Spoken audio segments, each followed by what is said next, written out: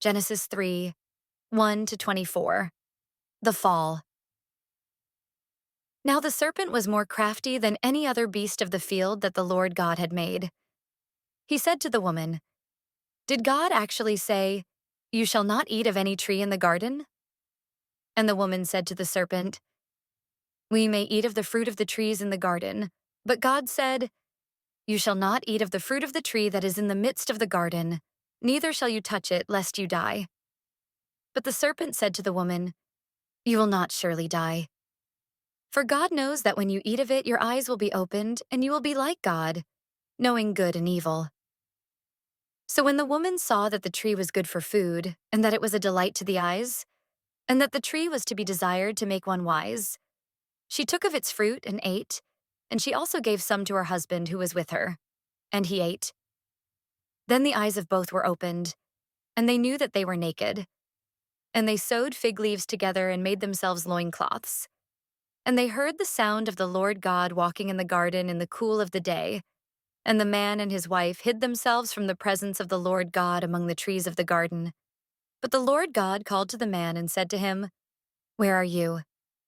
And he said, "I heard the sound of you in the garden, and I was afraid because I was naked, and I hid myself." He said, "Who told you that you were naked? Have you eaten of the tree of which I commanded you not to eat?" The man said, "The woman whom you gave to be with me, she gave me fruit of the tree, and I ate." Then the Lord God said to the woman, "What is this that you have done?" The woman said, "The serpent deceived me, and I ate."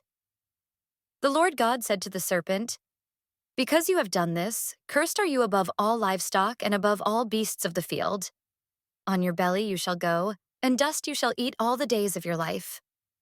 I will put enmity between you and the woman, and between your offspring and her offspring. He shall bruise your head, and you shall bruise his heel." To the woman he said, "I will surely multiply your pain in childbearing. In pain you shall bring forth children. Your desire shall be contrary to your husband, but he shall rule over you."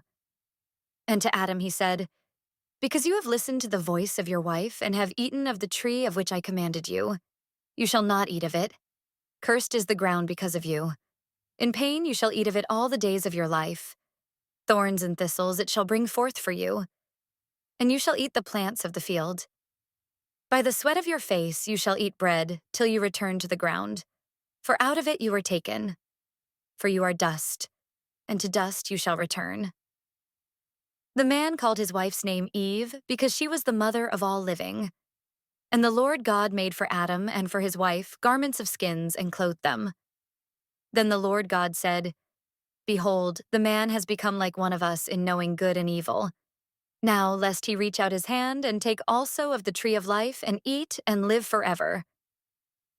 Therefore the Lord God sent him out from the Garden of Eden to work the ground from which he was taken. He drove out the man, and at the east of the Garden of Eden he placed the cherubim and a flaming sword that turned every way to guard the way to the tree of life.